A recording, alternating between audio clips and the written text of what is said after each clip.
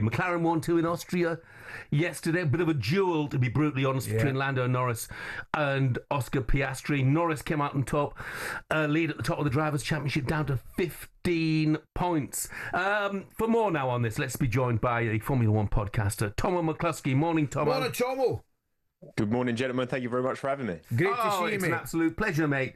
Yeah, it was a bit of a duel, wasn't it? And an important win as far as Lando Norris is concerned, to keep that gap at the top of the Drivers' Championship manageable.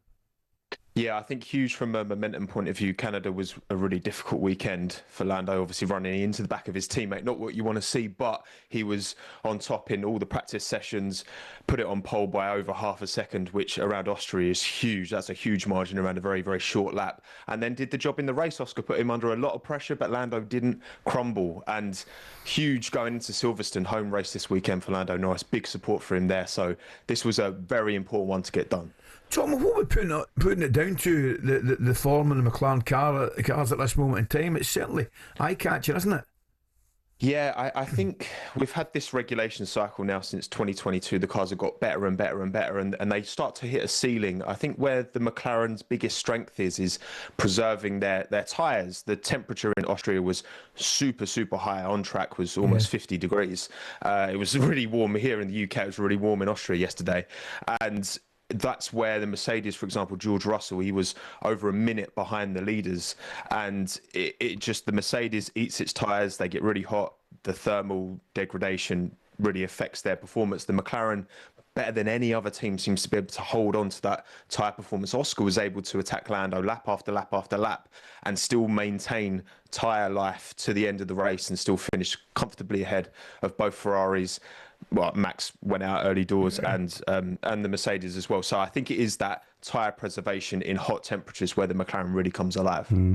Obviously, Silverstone coming up next. I mean, this might sound a daft question, but I'll ask it nevertheless. Look, Lewis Hamilton, respectable fourth at a respectful distance yesterday. We all know what he's like at Silverstone. He's won 9 times there. Could he? Is there any way that he could win a 10th?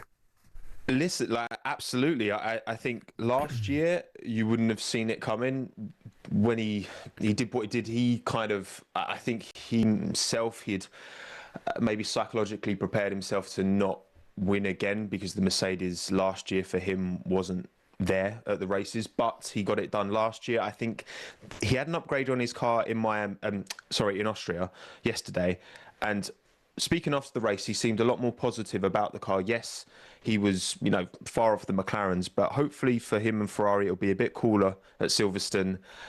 You can never write Lewis off. He knows his way around Silverstone like the back of his hand. There's always a chance he gets it done.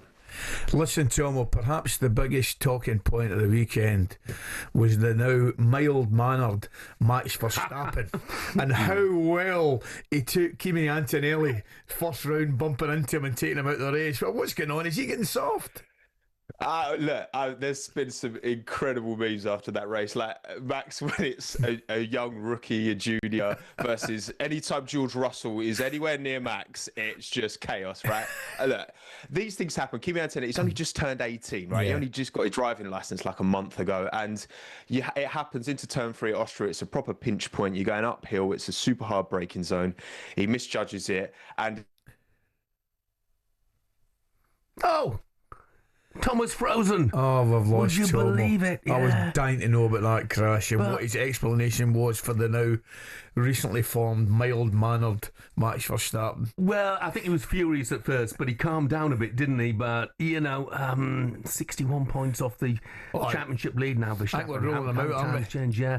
And I'll tell you what, because of what's gone before, I thought anybody's at the top of their sport, this happens as well. There'll have been a lot of people who took some pleasure from the fact that he was written off by an 18-year-old on the first lap this weekend. I'll be very careful what I say here, right? I mean, I don't want to see it happen to anybody, but I wasn't shedding any tears. Yeah. You know what I mean?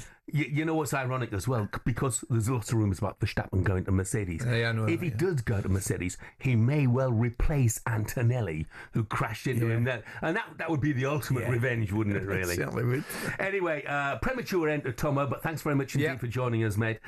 Plenty more Formula One content on the talkSPORT Driving YouTube channel. Now we have some great guests coming up for you this week on Breakfast. McLaren CEO Zach Brown will join us on Thursday, and 2001 World Championship runner-up David Coulthard this Friday as we build up to one of the events of the year, the British Grand Prix at Silverstone this weekend. On AM, on DAB, via the talkSPORT app and on your smart speaker. talkSPORT.